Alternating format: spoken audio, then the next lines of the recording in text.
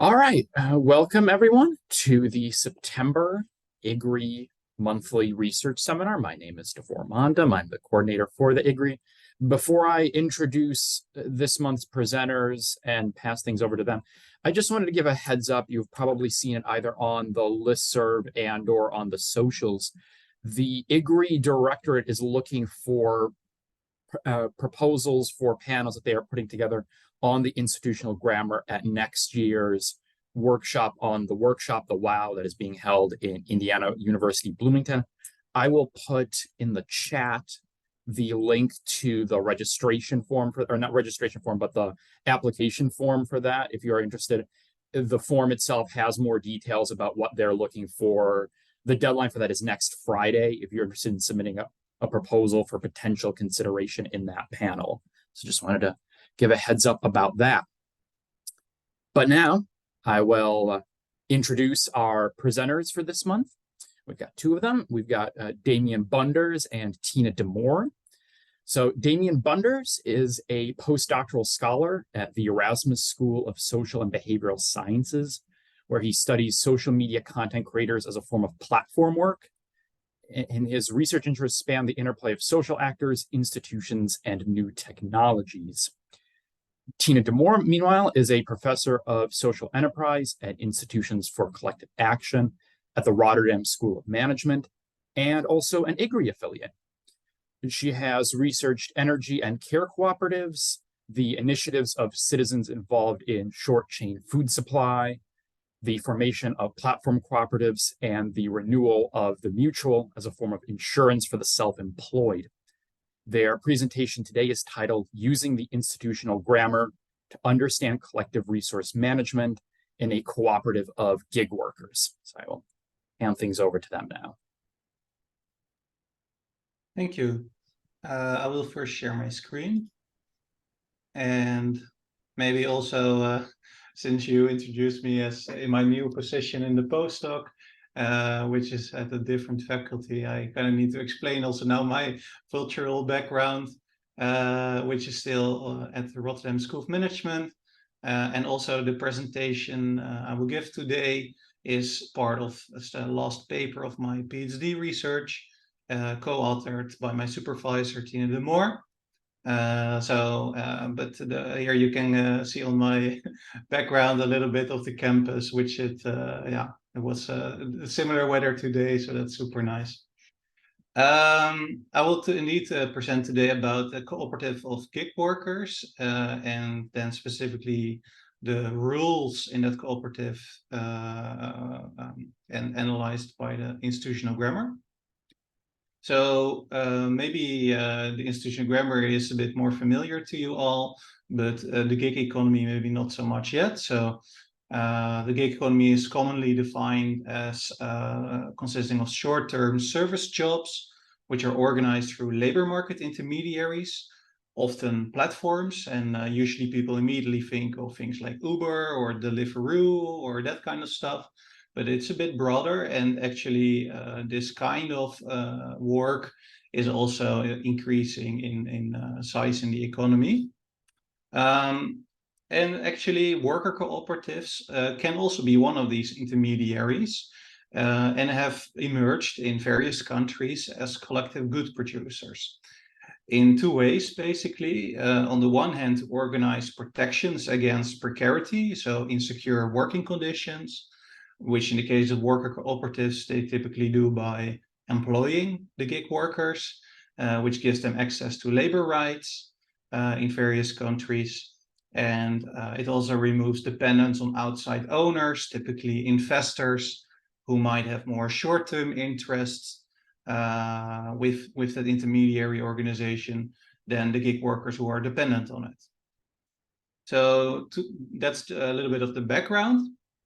But in these new worker cooperatives of gig workers, like in any cooperative, they have these collective resources set up, but these may also deplete, basically due to two reasons. The first one is the internal threat of member opportunism. So members might join for the benefits, these protections against precarity, but not necessarily contribute as much to the overall economic well-being of the organization. And then also there can be external shocks like economic crises, or in a study I will talk to you about today, COVID-19. Then, of course, since the work of Ostrom, but also in the cooperative literature, it's well known that these cooperatives can set up institutions to also preserve collective resources. But in the literature, there's quite some discussion about specifically how these institutions can be set up in heterogeneous groups, so in homogeneous groups. It's already quite well known that there can be shared values, and this helps a lot with having everybody's noses in the same direction, which is more difficult in these heterogeneous groups. So that is one of the main causes of to conduct this study. And there's also some unclarity of whether institutions actually evolve in response to external shocks. There have been various studies on this. Some suggest it happens when a shock creates resource abundance, actually, and then the institutions, the rules of an organization would change. Others, they say it happens when there is resource scarcity. But you could also even argue that why would the rules of an organization change with an external shock if these rules are set up in the right way in the first place, right? So if they are already very proper rules, why change them in the case of an external shock? So this is also some debate around this in the literature.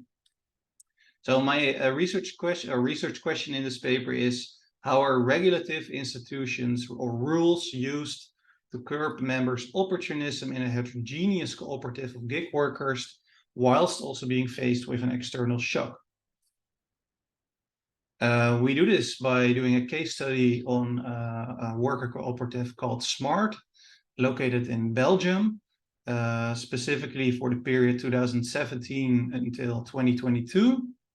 This organization was formerly known by this French name, and that also reminds that in the past they used to be an organization only for artists and creative workers. But later on they changed and opened up for all kinds of gig workers. And in 2017 they also formally became a cooperative. So that also marks the start of our study. Within this cooperative, the members and representatives of the members are really responsible for the design of regulative institutions, making it really an institution for collective action. They employ a large and heterogeneous group of gig workers. I just checked their website. They now have over 36,000 members from all kinds of different occupations, but all good gig workers, all these short-term service providers. And this period was selected specifically so that it covers the period before, during, and after COVID-19 as an external shock. And below here, you can see that we collected ultimately data on 412 rules as institutional statements from 3 types of documents, and that is because the members of SMART, they are not just members, but they are also members with an economic activity, and they are employees of the cooperative. And for all these different roles the members have, there are specific rules bundled in separate documents. And here on the right hand, you can see how many pages that accumulated to. Also for the different years. So I use an institutional grammar approach, mostly also the updated version 2.0 with the object included. Here's an example of an institutional statement from the research, where you can also see the attribute, the deontic, aim, object, context, and or else. So in the research, we define rules as formal institutions, not so much by the presence of certain components as in the original institutional grammar, but more that they are designed and actively or passively monitored by an actor that is officially appointed in a legitimized process, which is the case in these cooperatives. So that is why we look at them as rules and not as norms or shared strategies. So most of the institutional grammar research actually focuses on institutional structure over meaning. An example of this is a lot of the studies that focus on polycentricity by means of network analysis. And there's a bit less focus on the institutional meaning or the semantics of the institutions. And it kind of makes sense, of course. It is a grammatical approach after all, but this, I would argue, this also limits explanatory power. So some researchers have actually suggested to only make statement level classifications and not go into the specific components of statements. Others do make these component level classifications, but these have so far remained fragmented and they focus on a limited number of components. So that also was a reason for us to kind of combine these different classifications. So in our data set, we make the institutional rule statements, set them across the rows as our unit of analysis. We then have the syntactic components as categorical variables across the columns, so a DIPCO. Then we have an integration of existing semantic classifications to specify the values for these variables. So an example of this is the rule parties classification from De Moor 2016, which distinguishes several rule parties, amongst others, the ordinary members of the cooperative as a whole, the officials, and so on. We also use the context taxonomy, of course, for the context component from the IGRI 2.0. And for the aim, we use the rule typology by Ostrom, as it has also been used in previous research. So our analysis steps basically consist of two steps. First, we make a comparison of the rules that changed in 2020 versus the rules that did not change in 2020, which was really the height of COVID-19 in Belgium. And then we also compare the rules against opportunistic behavior, which we here specify as rules that have an attribute of ordinary members and object of collective resources. So there's really rules that have to do are specified for the ordinary members who are restricted or make possible some action that has to do with collective resources, and compare them to all the other rules in the data set. So this is what that looks like, and I still include this because Ute inspired me before to also show this. I think we should do this more as institutional grammar researchers to inspire what a data set then actually looks like. And here you can see half of it is in Dutch, of course, because of the original data. And then the variables and so on is in English. So some of the financial data I actually got from the year reports from SMART actually shows in 2020 a clear negative effect of COVID-19 on their financial performance, which they started to recover from already in 2021. And now it's even going better again. But indeed, 2020 was a bad year for SMART. Then the number of rules that were added and removed in each year is something we have seen before in other institutional grammar research as well, that we look at the number of rules in different years. So in 2017, they converted to a cooperative model. So of course you see a big spike there where they first laid out their bylaws. You also see a bit of a smaller spike before that, because before 2017, they were also an organization, just not a cooperative. So some of the rules stemmed from before that period. And then you see another spike in 2020. Does this have something to do with COVID-19? This was, of course, our first thought. But actually, when we also looked at the explanations given by SMART itself in various documents, and also in conversations with them, had more to do with new law in Belgium. This is actually the Code on Companies and Associations in 2019, but that was mostly for the new companies and associations in that year, and the existing ones also needed to comply or started to comply with it in 2020, which of course then was the case for SMART. This new legislation for cooperatives specifically had a focus to make the original identity of cooperatives a bit more strict, and make their purpose a bit more easily identifiable.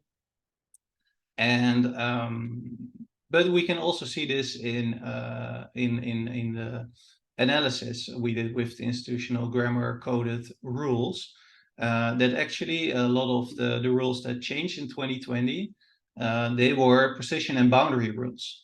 And they had a lot to do with distinguishing the staff members of SMART, so the ones that are in the management of the cooperatives, from external supporting members. That is one of the rules that changed. They also specified some rules to get elected into official positions in the cooperative. And it had very little actually to do with choice and scope rules, which you might expect more for rules that have to do with the actual behavior of the members in the cooperative during an external shock. And also another analysis I have not included here also shows there's not a significant difference between the rules that changed in 2020, rules that did not change in 2020, for the rules against opportunism versus all the other rules. Then I look further into the rules against opportunism versus all the other rules. And here we do see some interesting differences. So the opportunism rules, they were more often obligating certain behaviors mostly, and also some more prohibiting behaviors of members. So which you might expect, but still very interesting to see. Then the aim, we also see certain categories more often represented in these rules against opportunism, specifically boundary, choice, scope, and payoff rules, and far less for the position aggregation and information rules. Maybe more surprising and interesting is that the rules against opportunism also had significantly more execution constraints. So there are also different types of execution constraints coded with this context taxonomy, but there was no significant difference in activation conditions. But these execution constraints kind of signal that these rules against opportunism, they are implemented with restraint. So it's not just applicable in all situations. There is some protection also for members there. So, and most rules actually did not specify a sanction, regardless of whether these were rules against opportunism or other rules, which might be surprising in light of some research, but also research by my co-authors shows that this is actually more common than earlier literature suggests. So on to the conclusions. First of all, this study is also a methodological experiment, basically, where we try to integrate all these different component level classifications. And this, I think this advances the institutional grammar's ability to measure institutional meaning.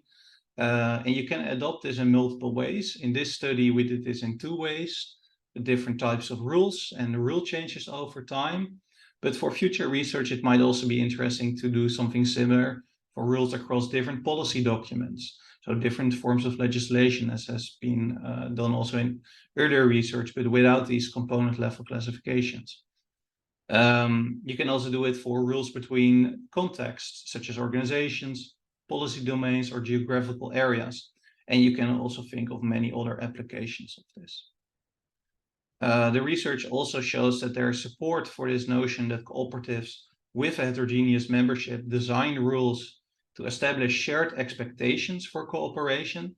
So instead of for homogeneous groups within cooperatives, where these expectations, they might emerge more naturally in heterogeneous cooperatives. So we can show now this is more an intentional process of designing these rules.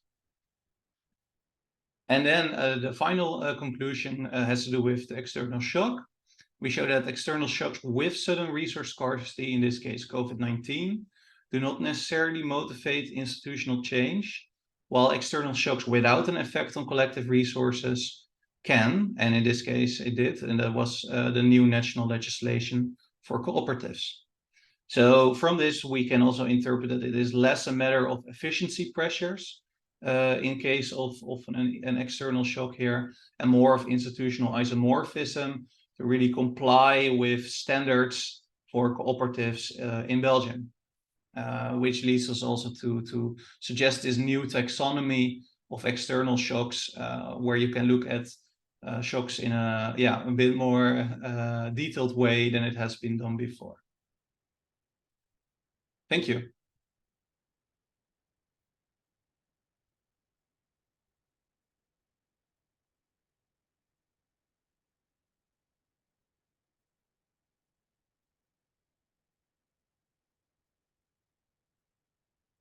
Davor, I think you are still muted. I sure was. Thank you, Damion. So what I was saying was, thank you, Damion. Thank you, Tina, for presenting your work. We'll open the floor up now to anyone who's got any questions for either or both of them about the presentation.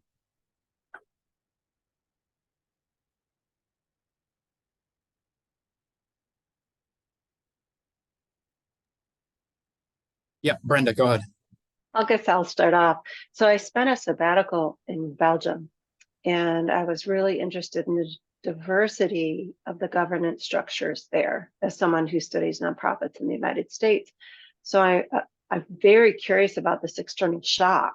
Why did they get rid of the CSP? So I'm really interested in kind of the backstory of that, which maybe is not an institutional grammar question. So if anybody has an institutional grammar questions to start off, go right ahead. But I'm interested in your context. Shall I answer that one, Damion? Yeah, go ahead. Yeah, it's actually quite an interesting story, how the change in legislation, that's what you're hinting at, right, Brenda? That's the question about, right? Yeah, how that came about, I think I could write a book about it. It has to do with politics. Damion knows a story and has to laugh about it as well. A short story is that the whole legislation on, basically commercial law had to be changed, basically because one of our colleagues in the law department became a minister of judicial affairs, and his one ambition was to change the commercial legislation, and the cooperative is part of that. So legislation on the cooperative is part of that. Now, interestingly, originally the cooperative and the social enterprise as sort of legal forms were separated, but in the new legislation they were combined, and this also had some consequences for the format and also the sort of the moral context, so to speak, of the legislation on cooperatives. Beforehand, there was not that much control on whether a cooperative really was a cooperative. But with the new legislation, when it started in 2020, there were a lot of new conditions being set before you could call yourself a cooperative. So every cooperative has to reevaluate whether they still want to be a cooperative or not. So there's a broader story around it as well, how the legislation was first not going to come through, but then because of changes in politics, it did come true. But the fact is actually that Smart as a cooperative was very early in adopting the new legislation. One of the first, especially that large, that managed to adopt the new legislation. There's quite a few cooperatives that are still struggling with it to adopt it now. And some of them are now no longer cooperative because of that legislation. This is a very long story, but there's a short story. There's a long story to it as well. Yeah, I have some follow-up questions, but Charlie has one, so we'll let people get their questions in before I ask my second one. Yeah, Charlie, go ahead, and then Tina answered as someone from Belgium herself. Well, first of all, thank you for the talk. Really great. I just raised my hand because I wanted to kind of follow up, just understanding the context a little bit. I got on a little late, so sorry if I missed something in the beginning. But in terms of, I'm trying to get my head around Smart as a worker cooperative.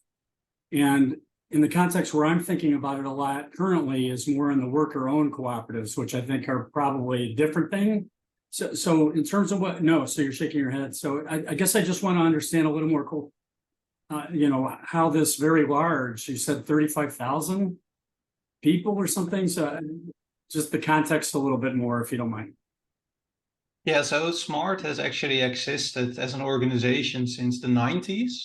Back then they were a non-profit, but not a cooperative. So only since 2017, they converted to a cooperative model. And also since the 90s, they have been an organization that tries to employ, in the beginning, creative workers and give them access to labor rights in Belgium. And then later on, they expanded this both to all kinds of gig workers, and they also spread to several other countries. They're also now active in Germany, in Spain, in Italy, and several others. They've also failed in 2 countries. They tried in Hungary and in the Netherlands, and there it did not really work, their model. But it is actually quite a large worker-owned cooperative. And the Belgian one is the original one and also the biggest one with these over 35,000 members. But in the other countries, they are a lot smaller, actually. But indeed, they are a worker-owned cooperative. Yeah. Well, thank you. This is new, relatively new territory for me, but that just sounds huge. It is. I've been picturing these smaller ones in our city of Springfield, you know, where it's 10 people or something. Yeah. Yeah. Thank you. It is quite a unique case, actually. Yeah. Maybe Thank interesting to know, Charlie, is that it started as a cooperative for mainly artists, so independent artists. It is a case in many countries in Europe, probably also in the US, that artists have a very unsecure status as workers.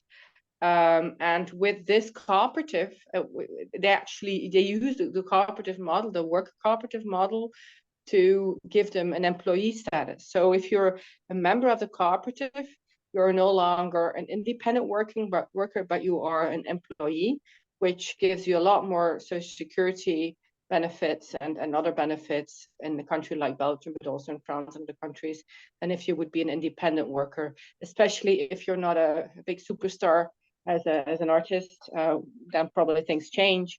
But if you're, you know, you have an average income as an artist, then this is a far more stable way of providing an income, but also social security. But also, one of the things they do is they do the administration for these artists to make sure that they are, you know, fiscally in order with things, etc. as well. Adela first, and then back to Brenda. Hi, everyone. This is a really interesting presentation. And so I have a couple of questions. One of the, Thomas, Olivier, and I have been working on this case study. It's the New York City watersheds for a while now. And we have all of the governing documents coded over time. And this arrangement has been in place for 23 years. And we've used the grammar as well, and we've discovered that what really tends to drive most of the change in that governing arrangement is either new legislation or, in this case, new permitting. So it's about water, and so every 5 to 10 years, they're going through a review of their permits, which drives institutional change as they're responding to either new demands or new circumstances. And so it's really the change in the larger institutional context that drives their institutional change, sort of like what you're finding here. But nevertheless, those patterns differ depending on their the decision-making body that's in charge of the rule changes. And so I was wondering if that's might be the case. Are there more than one decision-making body with this cooperative, and maybe the rules the choice rules are set up differently, where you would see different patterns of change over time because the decision-making rules are different. So that's one of my questions. The other question I have is, I'd like to know a little bit more about the or else and how you were identifying it and measuring it. Because one of the things that we've discovered is that it's rare in an institutional statement that there will be an or else in it. Usually the or else's show up in other institutional statements, standalone institutional statements. And so, you know, they make their enforcement rules separate from the existing regulatory rules where people are being directed to do different things. And so I was curious about how you measured your or else's.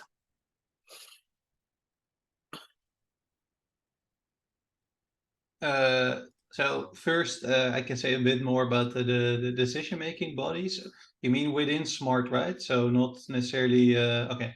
So in SMART, there you have, of course, like in other cooperatives, a general assembly. So that is of all the members, and they come together for once a year. And well, at least all the members are invited, of course. Way less show up actually. But they also have like other decision-making bodies, something they call SMART in Progress, where they sit together in smaller like working groups to prepare also new rules for the cooperative. But the rules I coded with the institutional grammar, they are applicable for the entire cooperative. So these are kind of the end result of the processes in all these decision-making bodies. I hope that answers your question. Yes, okay. And then the operationalization of the or else. Here I used at least part of the sanction typology of my co-authors who used this in previous research. As a more simplified version, I must say, because there was way more detailed.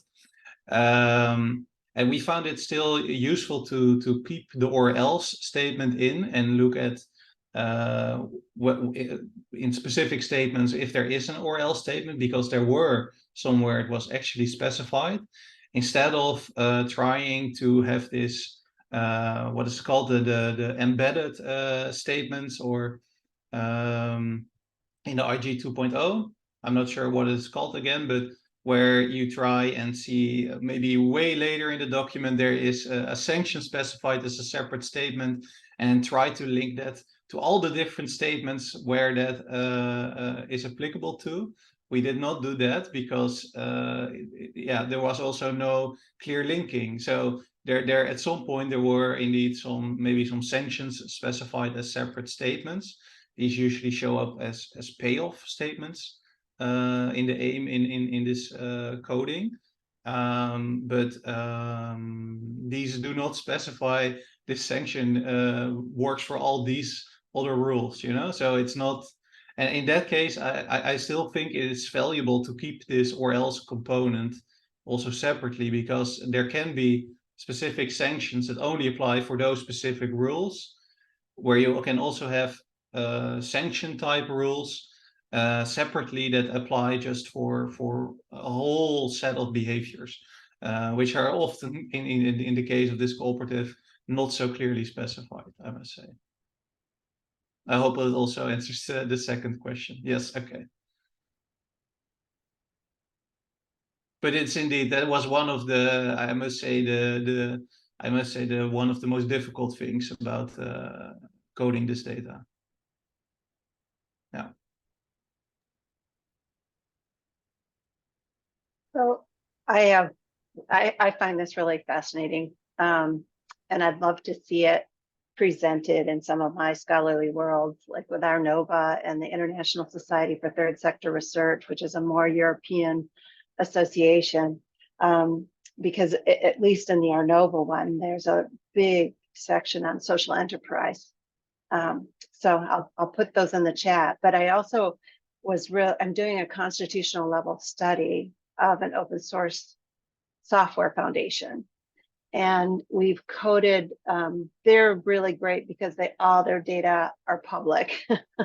They have all the board meeting notes, but in the United States, we're doing the bylaws right now, and these aren't cooperatives, these are nonprofits, but they don't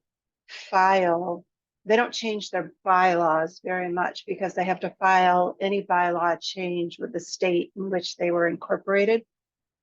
And so I was just wondering, I have several questions, but I was wondering about the extent, because in the United States, at least, the bylaws are like the barest minimum, and the real institutional statements that are important are in board minutes. So I'm wondering, in the documents that you coded in the Belgium context, are bylaws updated regularly, maybe more so than in the States? Like if you change your mission statement, usually in strategic planning, you might go in and tweak your mission statement. That mission statement change has to be filed with the state. There's no sanctioning if it doesn't happen, so sometimes they're out of sync. But I'm very curious about the documents that you coded and the capturing of the dynamics of the organization. So with our coding, we've coded all the board minutes. Now we're doing bylaws, and we're finding out when there were peaks of changes, and then going in and doing interviews with those people that were involved in that decision making. So I'm just really curious about I guess it goes back to it goes back to Adela's question too. So the first one is the meaningfulness of the documents being coded as reflected of the change process. And then the second question is more of, actually, I've lost track of my second question. You can tell I'm really interested in this. So maybe okay. it's a rambling way of getting around, trying to wrap my head around what you're doing. So it's the context of the bylaws and their meaning in the Belgium context versus the US context.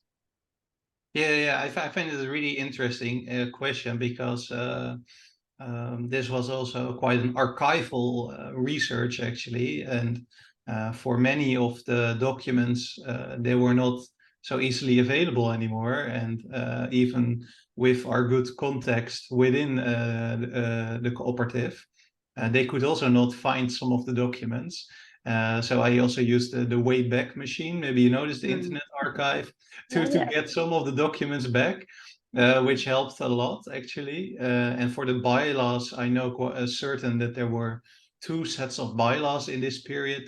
The one from 2017, the original one, and then the updated version in 2020. For the house rules, there were multiple versions, 2 sets in 2017 alone, then one in 2020, and another update in 2022. And then these production and work regulations, these also date back longer. So I have a version of 2022, one of 2020. And then I know for certain that there were also earlier versions, but these could not all be retrieved anymore. So I had to use a version from 2015. And there I only coded the rules that also show up in the version of 2020, but which then date back from before 2017, or at least to 2017, to make sure that I don't overestimate the rule change in 2020. But this was quite a difficult process to find all these documents. But I think maybe in comparison to the United States context, maybe Tine can also say something about it. But at least they are updated, these bylaws, from time to time, and especially in this case with the new national legislation for cooperatives, they did so. But maybe Tine, you want to also say something about it? Yeah, I mean, I find it hard to compare to the situation in the US because I don't really know what the procedure there would be to change your bylaws. But I do know also from my own practitioner's experience of being board member of other cooperatives, that it is not so hard to change your bylaws if you need to.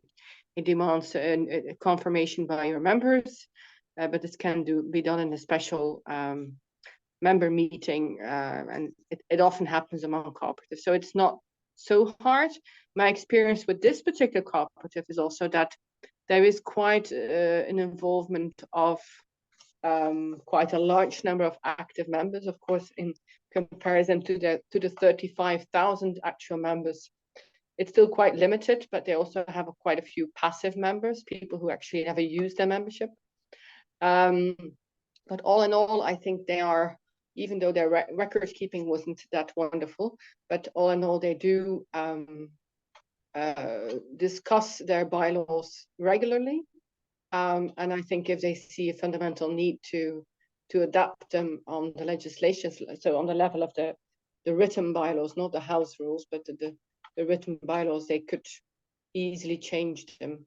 So yeah, I have the impression that maybe it's easier in Belgium than in the US to adapt your bylaws. But of course, if it's only about house rules, so the application of the rules in practical terms, then you would not see this in the formal description of the bylaws. Yeah, they don't And need something, to. Brenna, you mentioned in the beginning about like the meeting minutes of the board. That was something actually we also wanted to get from them in the beginning, but this they didn't want to give us because of privacy reasons, and also to keep some things confidential within the organization. But of course, we really also wanted that information to see if there was even more rule change between these more formally written down changes in the documents. Thanks.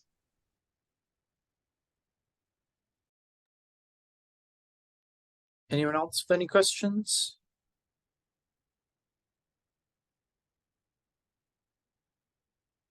Ute, yeah, go ahead.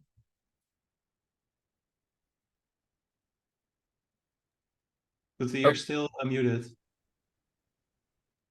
That's what happens when you keep the mute on.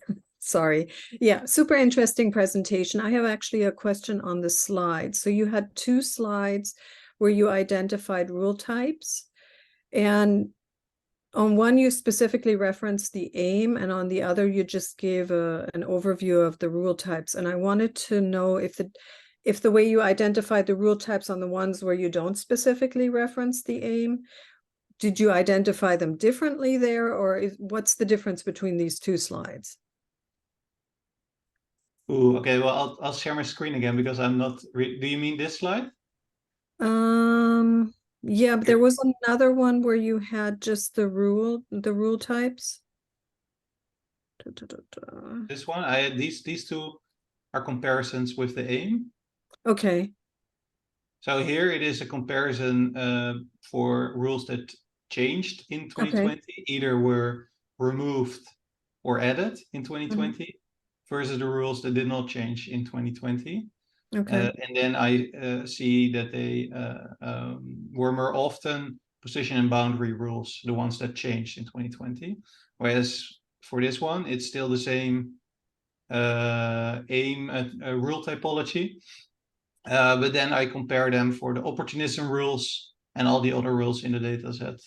But I'm not sure if is this what you mean?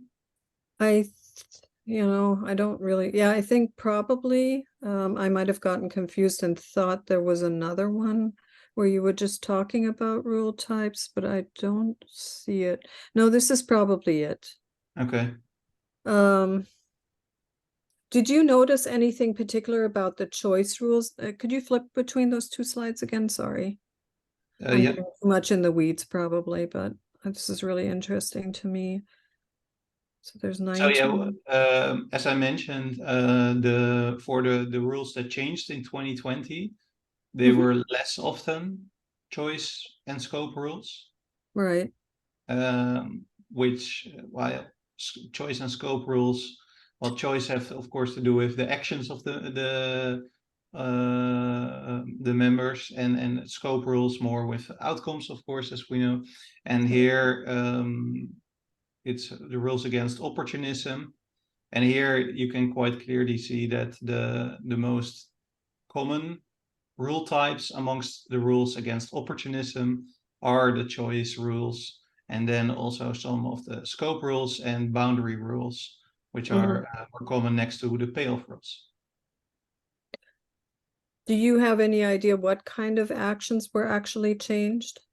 I know the choice rules are kind of like a little bit of a garbage dump, aren't they?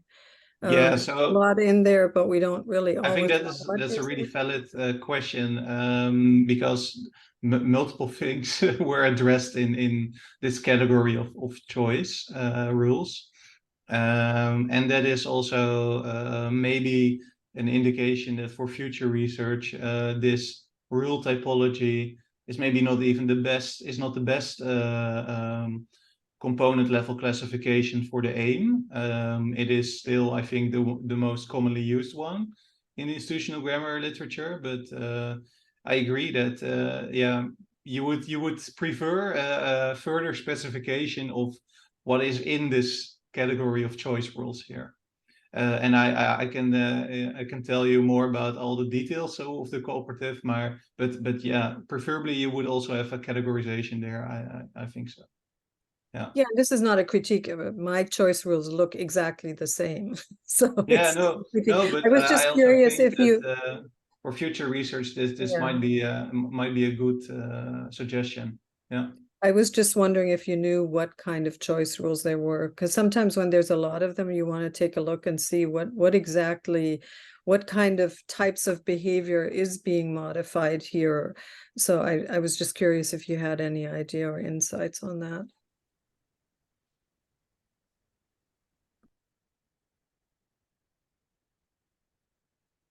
Yeah, well, so yeah, I don't have an example to give you right now, but I can show you some later if you want.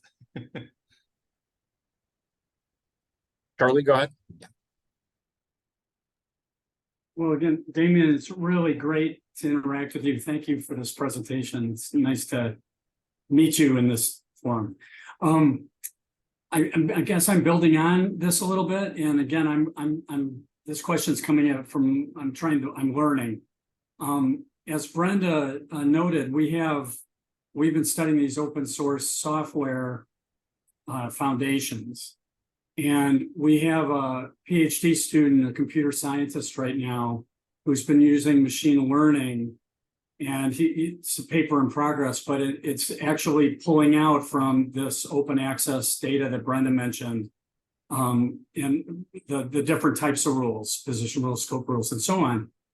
And this is a question where I'm learning. If I'm remembering right, I'm looking at my notes. So that your archival data were bylaws, house rules, production and work regulations. And I come from the Ostrom camp, and so I'm always using the institutional analysis and development framework. And so building on Ute's question, are all of these constitutional level? Is there some collective choice in there? Is there operational level? So that's the question in terms of your data set. Do you consider all of these more constitutional level rules, or would that help break down, building on Ute's point about rules? I think it is difficult to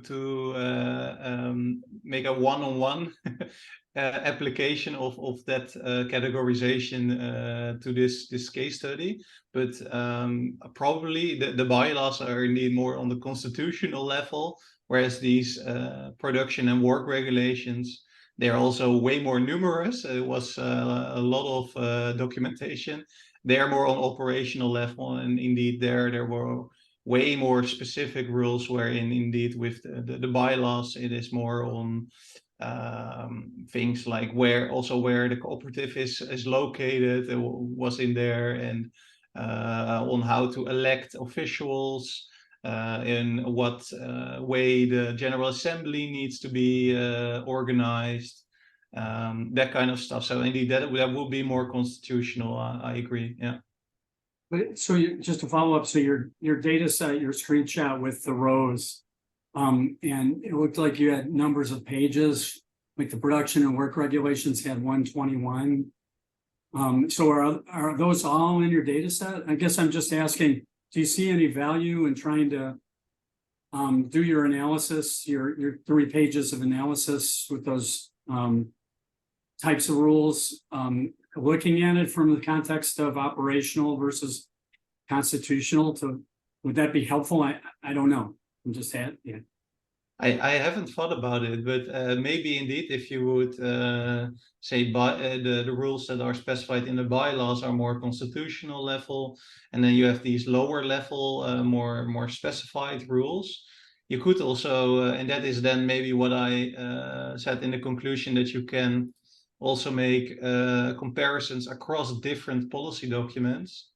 That would be that type of comparison, probably, where you would say, okay, well, I want to compare the types of rules specified within the bylaws with the types of rules specified in the house rules. That is something I could do with this data set. But that was not our initial interest from our research question. But it would be possible. I could check for you if you want. No, it's more, do you see that as a valuable approach if you're trying to understand the dynamics of the rule changes, for example, in those slides at the end of your talk? Just a thought. Thank you.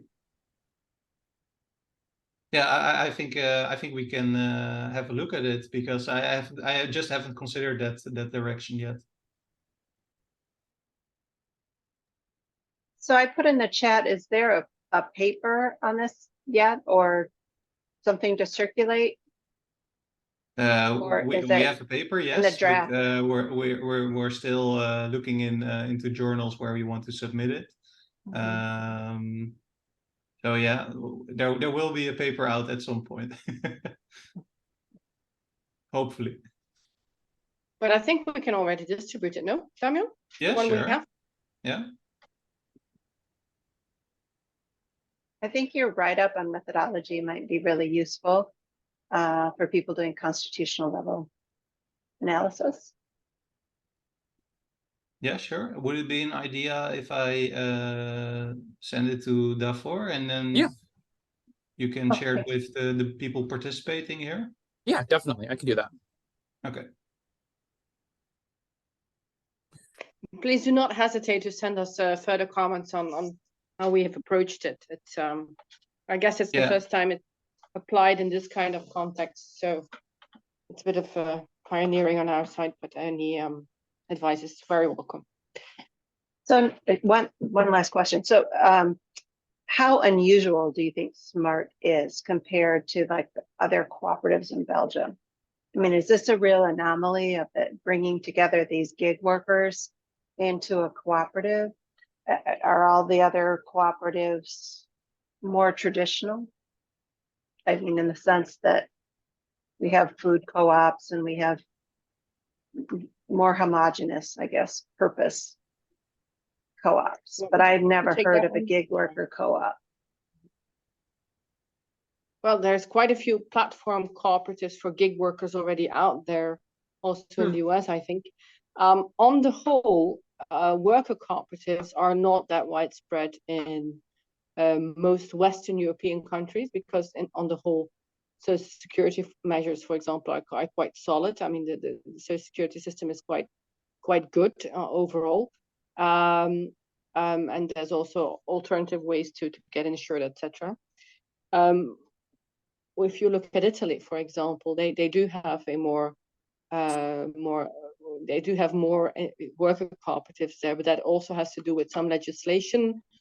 Just forgot the name of the law, but a few decades ago there was a legislation that allowed workers to take over a company that went bankrupt, and that really led to a huge rise of the number of worker cooperatives.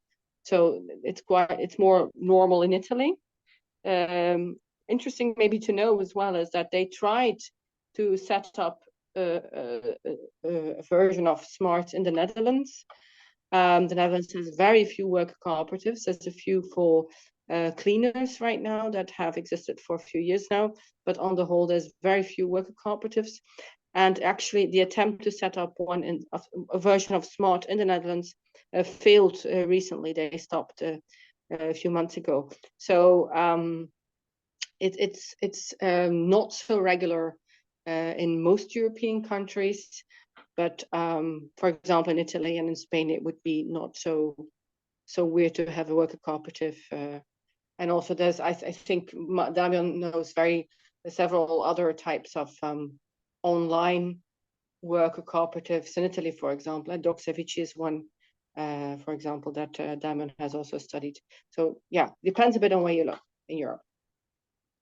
Yeah, and but specifically this large of a size of a worker cooperative for gig workers, there's not many. So there are several cases of platform cooperatives of gig workers, whatever you want to call these cooperatives. But most of them are quite small.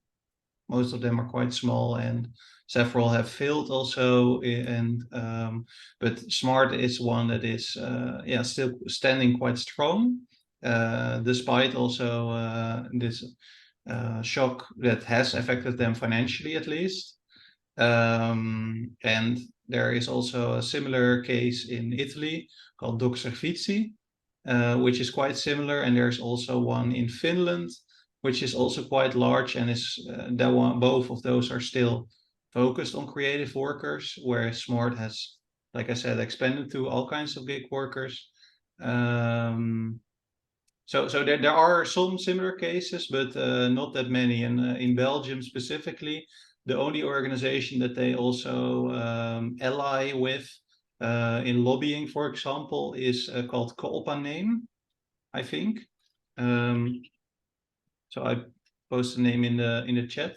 Maybe if you want, you can look that one up. But it is, especially in Belgium, and also more generally, still quite a unique case because of its size.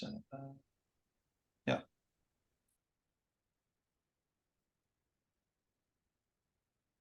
Oh, Brenda, you're Brenda? muted. The service, I went to their website, and the services that they're operating are similar, you know, administrative, legal, fiscal, financial advice, you know, that type of combining of, it's like an incubator, but it's just the governance structure is very different. Incubators provide all that administrative support to help organizations launch, or in our case, open source software projects lead to success. But this is in a co-op format, and I can't see it working in the United States just because our healthcare is such a mess. Mm-hmm. You know, in terms of if they're employees, then they would have all these legal responsibilities for things to do, unless the member fee structure might make it work. Anyways, I'm really interested in this as a maybe a solution to the gig economy. That's at not least being how they employees. presented themselves usually. Maybe also interesting to know is that so this sort of it's also a way to make work more efficient for these workers in Smart, because they let other people take care of the administration, etc. And also you should also see it as a form of lobbying, because they really form quite a large group of artists who can make a point towards the government. Really? On the other hand, this is a cooperation of natural persons. What you also see is a similar development, for example, in the Netherlands, where you see an increasing number of cooperatives of legal persons, sort of top cooperatives, whereby cooperatives are being formed of cooperatives. You see that, for example, in the energy sector, because you have all these smaller cooperatives across the country. They all have their own windmill, they have other facilities, but just doing the member registration and all the fiscal stuff, etc., is becoming quite a hassle. So they unite and they set up this one cooperative that takes care of all these things, just for all these organizations in a similar way. So they are looking for, I think you should see it also as a way to become more efficient as a movement. Not well, that's part of the setup of these cooperatives that do mainly admin stuff for their members.